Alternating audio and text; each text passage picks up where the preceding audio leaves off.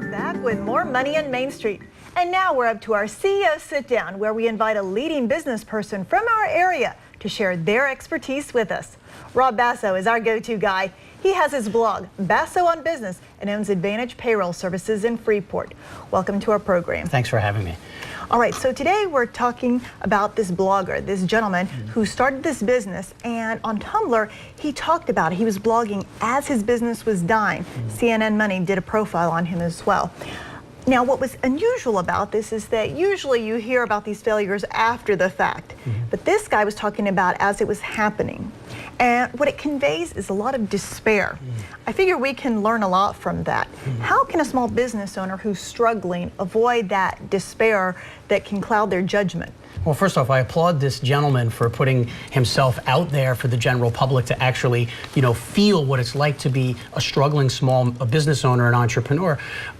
Losing a small business or potentially losing a small business is almost like losing a family member. I mean, you work so hard and put every ounce of energy into making this thing successful that came out of nowhere and turned it into something.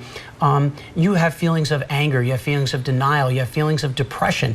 The way that you can separate yourself from that is realize that it's going on and try to seek help. There are counseling centers, not for personal grief, but for business counseling. Going to these centers that the SBA has set up really could help because they can say, let me see what's going wrong in your business. And maybe you just haven't been looking at it clearly. Ask friends, family, consultants, your attorney, your accountant, anybody to look at your business from an outside lens and say, what can we do to salvage here? Now, the answer, unfortunately, might be there might be nothing to salvage. It might be a big decision to have to close your business.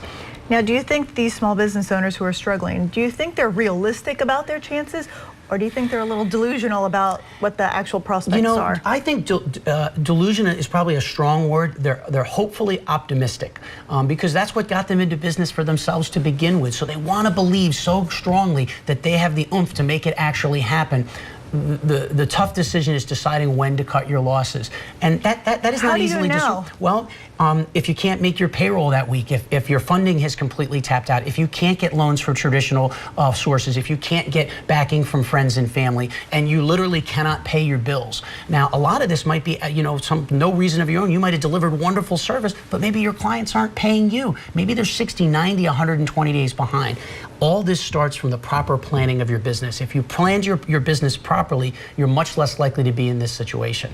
Now, when you're seeking out advice, what I've noticed is some people, they go to too many people, they get so many different opinions that then they really don't know who to decide, how to decide.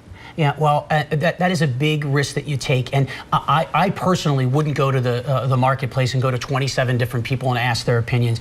Most people that have been in business for longer than 5 or 6 years have their stable of confidants that they would go to. You have to use your best judgment. Who are the top people in that field or who have struggled through this before, and you go and talk to those people. It doesn't mean that they're 100% right. At the end of the day, this is the best part about being an entrepreneur, and the worst part. It's your decision.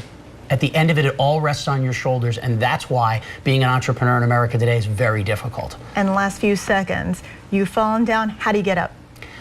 You dust yourself off. There are so many success stories of significant failure.